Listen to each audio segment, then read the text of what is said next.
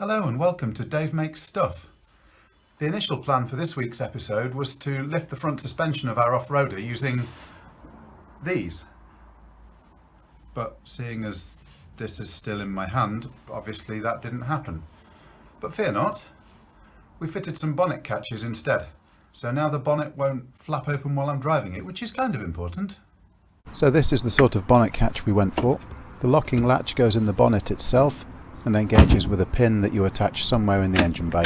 That somewhere in this instance is a steel plate, drilled courtesy of Julia, clamped to the front end of the inner wing and welded with effortless skill and panache courtesy of me. And just like that, a thing of beauty is born.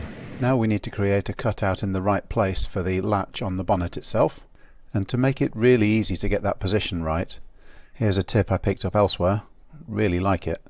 If you put toothpaste on the bonnet pin, then when you close the bonnet, the toothpaste transfers and gives you a mark. It's kind of hard to see here, but that's not really important, which then tells you where to drill.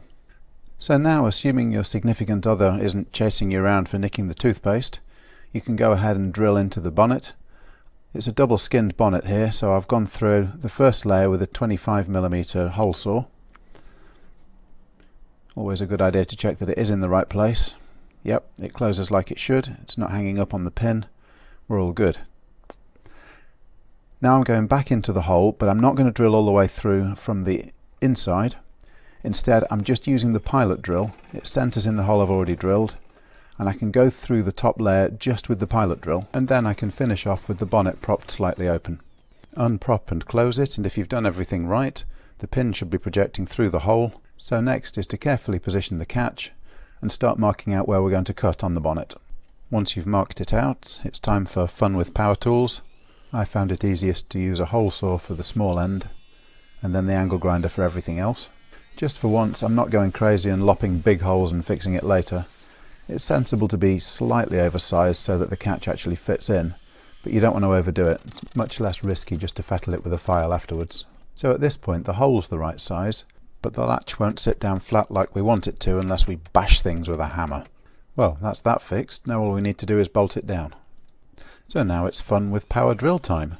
First up, I'm using a wood drill bit with a little pointy end so that I can mark out the holes, and that gives a standard metal drill bit somewhere to start so the hole is drilled accurately. Or at least that's the idea. Now, because the bonnet is double skinned, the next step isn't as simple as bolting it in. I need some big holes in the lower skin to fit a socket through. And the easiest way to position these is to drill first from above and then to come from below with a big drill. Here I'm using a 12mm as it's just big enough for the 7mm socket that I need for the nuts. I'll spare you the experience of me fighting with fasteners in blind holes. Let's pretend it was completely straightforward and it got us to this point. Bonnet catches in. Miraculously there's another one on the other side. Bonnet lifts as it should. Nothing's broken yet. Bonnet even closes as it should.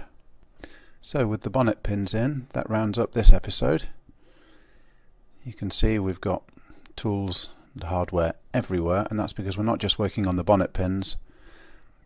We're working on a suspension lift as well, which will be the subject of a future episode. In the meantime, hope you've enjoyed what you've seen. Please like and subscribe, and we'll see you in the next one.